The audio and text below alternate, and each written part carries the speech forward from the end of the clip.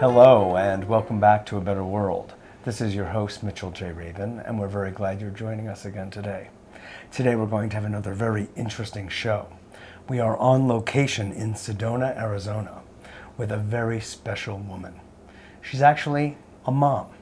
She's a mom of 6 children. Her name is Israel. That's a name that has been growing in her and through her for many, many years. And she'll be telling us a story about her life as a woman, as a mother, as a Mormon, and the way she has grown and evolved through a most extraordinary time and experience of herself, of spirit, of Creator. And let me at the same time introduce someone who is very dear to her, who helped to precipitate and facilitate this mass change in her life. And that is the one sitting between us, and that is known as Her Highness. I know this is an unusual set for us here at A Better World, but there's a reason behind it, and as the story unfolds, you will understand more and more about what this is all about. As you know, on A Better World, we love to bring people on who are walking their talk, living the true story of their lives with authenticity. People who are making a difference in the world through the simple, beautiful acts of them being themselves. And here in Sedona, Arizona, we have found yet another such one. God bless, and thank you so much for being on the show. Thanks, Mitchell. Absolutely. Now, if you would just tell our audience, what is it that has brought you to this point in your life? You were living first a relatively simple, normal, so to speak, Mormon life with the children that come with that, etc. And then what happened? There were a series of events. Well, first of all, I'd like to say I was a single mother. That's a whole different ballgame. That is true. And so... were you one wife of several, as in the Mormon way? No. Okay. No. So one father. No. But the thing that really started me on this journey to Her Highness, Mitchell, was about 13 years ago. I started struggling with an illness that was potentially life-threatening. And I've always had a really close relationship to Creator and was always a seer. And in this particular situation, I felt like there was the potential of dying. And I was really... You were a seer back when you were within the mainframe of the Mormon church. You knew that about yourself. Yeah, I've always been a seer. Okay. I mean, I lived it very carefully. A closet seer? Okay. Anyway. Right through the cracks. Right. So I remember coming home from the doctor, and I looked at my youngest, who was 3 years old, and I just said, I'm not dying. I'm just not. I've got all these children. And I remember just screaming and saying, Creator, I am not dying. And a voice said, then come with me on a journey. And I was taken on a journey, and it wasn't an easy journey because, again, being Mormon, there was the structure of that. I really had to step outside of that, and that's scary when you've lived your life a certain way. Oh, sure. But I was taken on this amazing healing journey. Within 6 months, I was healed. And I had developed another level of relationship with Creator, Heavenly Father, whatever you want to call that. And it was amazing to me. So for 2 years, I kept walking in the realm of the Mormon world, and then in the spirit realm. And then at the end of that, Creator said, you're going to South America for 2 months. What was it that shifted you out of the possibly life-threatening disease, though? Again, what I was shown energy. I was shown, when you live a life that says, when you have faith, this happens. Well, what happened was I saw the energy around those things. And so suddenly I was shown, like, if you do this and this energy is going to be created, and then you can use it on your body. So I was shown energy and how to use the energy to heal myself in the different energetic realms. So the heart of the matter is that you were saying earlier, a heart that the muscle was something was eating away at the muscle of the heart, which is interesting because Her Highness, heart connection, heart, and yeah. Yeah. So through the gifts that you were given through spirit, you were able to basically heal yourself energetically. Exactly. Exactly. I actually Beautiful. was able to see the energy around words and beliefs and thoughts, and it was just an amazing journey. An amazing journey. Yeah. So Then South America, you were given the instruction to I was told if I directive- went to South America that my life would be unrolled like a scroll. And I'd never left my children, so it was really an act of faith. I got on that airplane, I flew into Santiago, Chile, found myself in a little village of 1,400 Mapuche Indians. by yourself. By myself. Never having done anything like this before in your life. Never. What did you do for work during those years of supporting your 6 children? A teacher. I was a teacher. Okay. And there were periods where, because I have a handicapped son, there was even a period where I was on welfare for a couple of years because I had a son that was born autistic and mentally retarded, a 1-year-old, a 2-year-old, a 5-year-old, a 7-year-old. And so it was like, am I going to stay with my children? So there was a 3-year period of time that we lived the way a lot of women live, and that is through services and welfare. And it was a powerful time. It was a humbling time. Humbling. God, But yes. very grateful for that particular gift. Of Part being of the able journey. to, absolutely, Yeah. absolutely. And so have a great sensitivity for women, single women, being in situations, that are difficult for I mean, them. this is like something that grows the heart instead of eats away at the heart. Exactly. I mean, grows in compassion. Exactly. Yeah. So anyway, So- I found myself in a village of Mapuche Indians. I didn't know why I was there. No one spoke English, but was able to do some communicating, and as a parting gift, left them with a center for women and children. And like our indigenous, they're disconnected, and so there's alcoholism, there's incest, there's all kinds of things, and was able to participate in helping them have a safe place. And so that was kind of my That just departing gift. emerged out of your being there. Yeah. It Did a little emerged- Spanish emerge also? I mean, yeah, about like that. Yeah, about that much. Yeah, very, very little. But so this got accomplished even without the overt language language skill. of the heart. Language of the heart. So, and then I was shown, my life was unrolled, but I thought it was all of it. It was just little pieces of it, obviously. I went back home, and then Creator said, Rael, now you're stepping away from everything. And that meant the Mormon church. That meant a lot of things that were really scary for me. That was what I call the stripping away. And then Native American things started just driving me crazy, and I didn't know what was going on, and ended up connecting with a woman. When you say making you crazy, meaning that energy was coming in I was- at you from all angles? I was having visions of smoke and ceremony, and I was like seeing all of these visions, and I was getting a little nervous about it. I would hear chanting, and I'd start sobbing, uncontrollable sobbing. And you went, until then you really had no relationship to speak of, overt relationship with Native American teachings or None. indigenous culture here? None. Not been drawn to it ever in my lifetime. So there was a woman. I had started a foundation, and there was a woman working for me in Sedona, Arizona, who is Native, and she had a PhD. That was important to me, right? That at that point in my life, that was very important.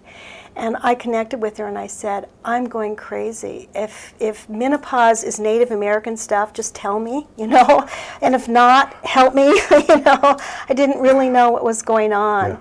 And she looked at me with these wise eyes, and she said, I'm not going to tell you. I'm going to give you the tools, and then you're going to find it for yourself, because that's who you are. So she gave me these tools. I went in the back bedroom, and I had the most profound past life experience. Now, this is a stretch because I don't believe in past life, So I had to have a lot of proof. There had to be a lot of proof, and I was given the proof. It was so vivid, Mitchell, I could smell the smoke. It was so vivid, I could feel my hair just blowing back as I was riding this horse. And when I came out of it, I knew with everything in me that for whatever reason I was to bring that lifetime forward. All the gifts and all the powers. What was interesting is that because I was so powerful in that lifetime, I was kind of outside the tribe. I scared them. And so then I started the journey of the Red Path. Within a year, I was invited to be a sun dancer. And I don't know if you know what that is, but it's like the ceremony you don't want to do because it's dancing, height of sun, no water, no food, the piercing. I mean, it really is going through pain doorways. And I just said, no. Are you kidding me? It's a very powerful, I do, Yeah. am somewhat familiar with Yeah. it through the indigenous peoples that I have been fortunate enough to know. But for the sake of the audience, just to say, it's an annual ritual that takes place among various groups, especially in the Southwest, perhaps the Northwest, and it does involve very intense piercing and hanging and no water, no food for extended periods of time in the grilling heat of the sun. Exactly. And you got it. Dancing. Yes. And dancing and dancing and dancing. Until you drop. And so you don't commit for 1 year, you have to commit for 4 years. So this isn't even trying out. If you're going to do it, 4 years. Very serious. Very. So I said, passage. no thank you. And the leader of it said, then come into the sweat lodge of the dancers. And he knew. In the sweat lodge, Creator said, you're dancing. I cried. I had no preparation. We started dancing the next day. 103 degrees. I had heat stroke. I thought I was going to die, and I just kept dancing and dancing, thinking the whole time, why am I doing this? Creator, why are you making me do this? And then the day of the piercing came, and they put the stakes through my arms. And when they did that, and I was hanging from the tree, I had total lifetime memory of having done that before. And all of a sudden, in that one moment, I knew why I was dancing. And that made all the difference to me. No longer was I agonizing in pain. Now I was breathing it in, and I knew why I was doing that dance. I was gathering my power. It was really like my Gethsemane. It was like, that's what it was for me. By the time I ended, I wasn't even walking on the ground. I was so full of power. My visions were so strong. I mean, I became magnified as a person.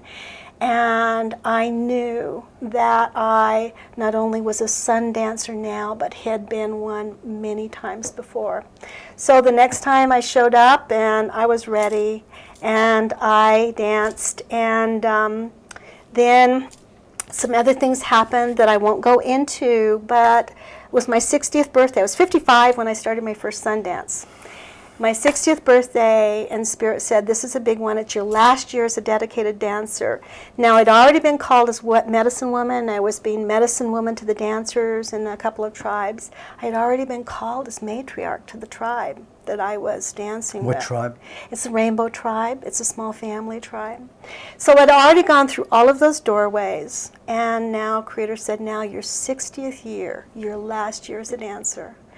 The morning of the New Year's Day evening of my 60th birthday year was November, my birthday, but January. That night, a buffalo came to me in dream time.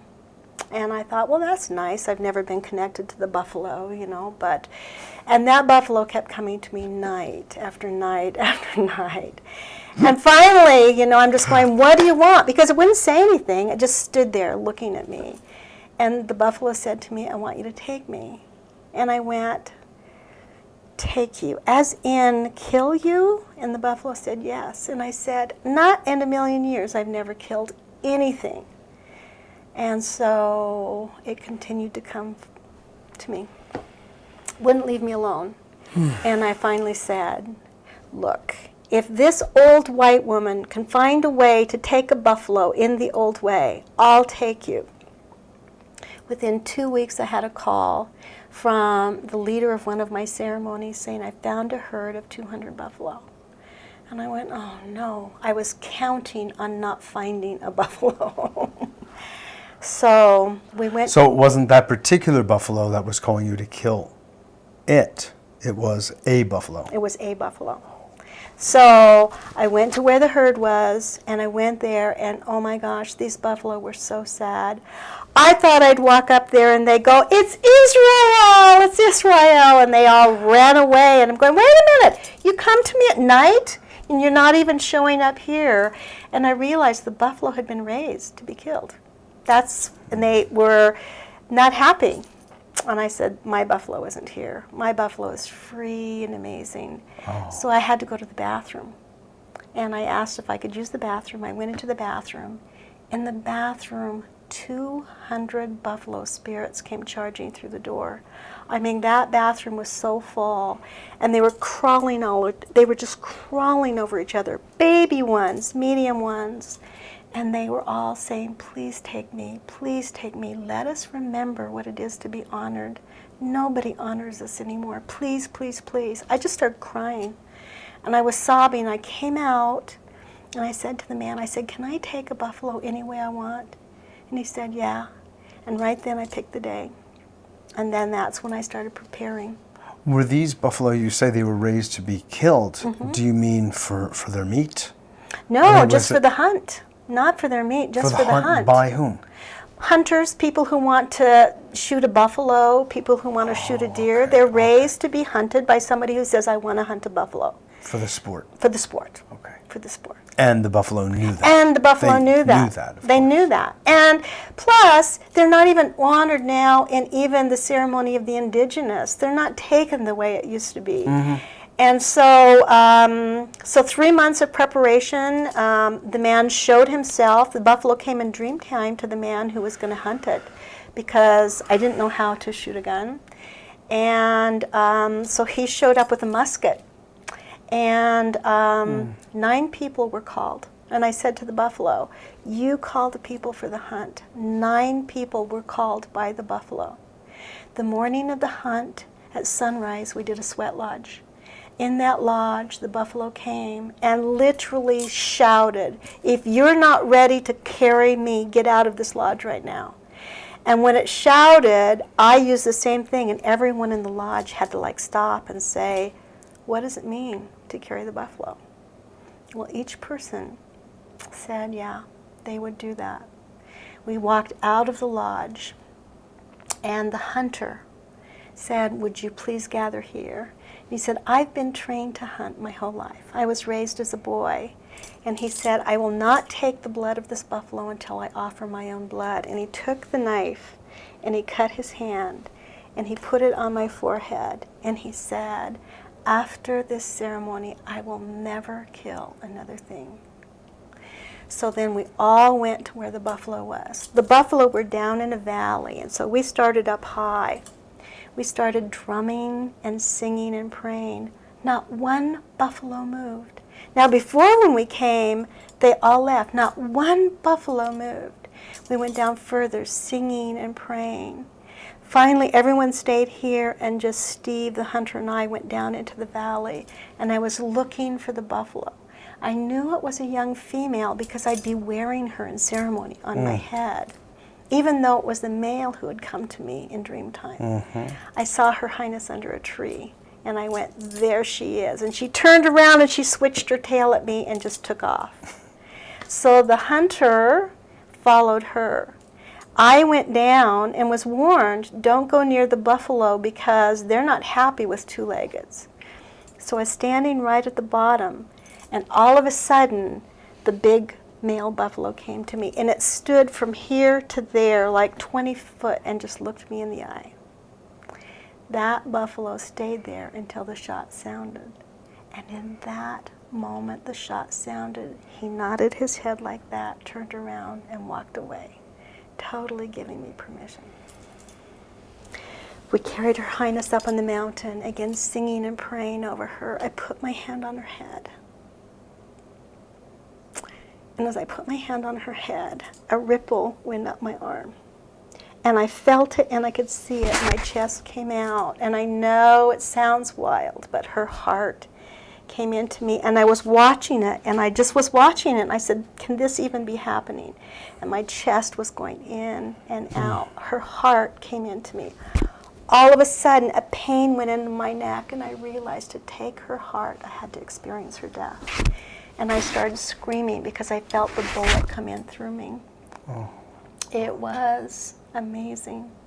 I skinned her with a stone that was from an old ruin, and we put her up and skinned her. It was amazing. I held her head when everything was taken, and I felt like I was with God. I just felt so sacred. Every organ was taken out and placed in my hand, prayed over. I promised her, I was covered with her blood, and I was holding her, and I promised her, every part of you will be honored, every drop of blood, every bone, every hair will be honest. I promise you it'll be honored. I took her and I carried her to the car and took her to the man who was going to work with her. I took all of her organs and everything to the car. I kept those for 3 months for the ceremony. When I got to the ceremony, which was my last year as a dancer, I went out and the leader said, Israel, may we eat her heart? And I thought about it and I thought, okay, because I knew I was going to put her organs and blood in the fire and in the earth. And I thought, this feels right. So I went to prepare her organs and to find the heart because I was going to cook it. So I put her heart in the water, and I was opening up the rest of the organs because they had all been frozen. There was another heart. And I went, wait a minute. If this is a heart, what do I have in the pan? And I went to the pan and I held them. And it was 2 hearts. And I went, how can this be? And I'm looking at them, and I walked over to the leader of the ceremony and I said, there's 2 hearts. And his face had the most shocked look. There was a shaman from the land we were dancing on who had just been sharing the story of the time of the 2 hearts. When 2 hearts would come forward in one being, and it was the sign of the time. And he brought, the shaman came over and he looked at me and he said, do you know what this is? And I'm just going, I don't know. By then I was between the worlds. I couldn't take it in. It was just too much for me. So I prepared the hearts and I took them into the ceremony. Dancers had gathered from Canada, from all over. And we passed the 2 hearts and they ate the 2 hearts. So immediately the 2 hearts just spread, to Africa, to Canada. I danced. That's the next morning. The wind came and it shredded every teepee. It shredded everything. And we had, as dancers, we had to be out there like the buffalo. No protection, no covering. 4 days. It rained. It snowed. Every one of the elements were there, and it was so strong, and I just felt the buffalo so strong. And I would be out in that weather, and I would just be, I am the buffalo, and I'm out just like the buffalo. When I came through the arbor at the end of the dance, Creator said, you are now Buffalo Woman with 2 hearts. And I said to Creator, what is this 2 hearts? You have to tell me. And Creator said, the 2 hearts is the coming of heaven and earth. It's the balance of the male and the female. It is the old and the new coming together, the old in honoring the new in miracles and magic. It is the time, and you will carry with Her Highness the 2 hearts. It has been, since that time, miracle after miracle. And so, walking with Her Highness and the 2 hearts has been amazing. It's an extraordinary story. I had a woman in ceremony, an old woman. Her grandmother was the only child left, I believe, standing at an Indian massacre. And she was standing in that circle, and she came up to me and she said, I know you wonder why you're carrying the 2 hearts. This old woman. And I'm going, yes. And she looked at me and she said, because you said you would. It was so perfect. You're a simple Mormon woman, being a mother, and life led you through one of the most extraordinary experiences possible of relating to yourself in such a different way, to your Creator, and to another species, that you entered that spirit. You, in a sense, left your human nature for a while to receive. That's how I see what's going on. To receive the consciousness of another species on Creator's earth, and thereby to be empowered to step outside of everything and look in and see the hearts of all beings as one and the same pulsing heart. It seems to me that now I feel like I understand why you are leading the way you are, why you are conducting the groups and the lodges and everything else, because you're here to help people know that humans are but one part of Creator's world. And if we don't step out of ourselves long enough to connect to the living, pulsing heart of others. And this is a time of miracles. The heart was a miracle. Creator said it's no great, no less than the miracles of the Bible. Yeah. It's a time of miracles. Expect miracles. Exactly. Be in the heart. Go for it. Thank you so much. You're welcome. Thank you so much for joining us. This is Mitchell J. Rabin for A Better World. Nothing more to say. I look forward to seeing you next week.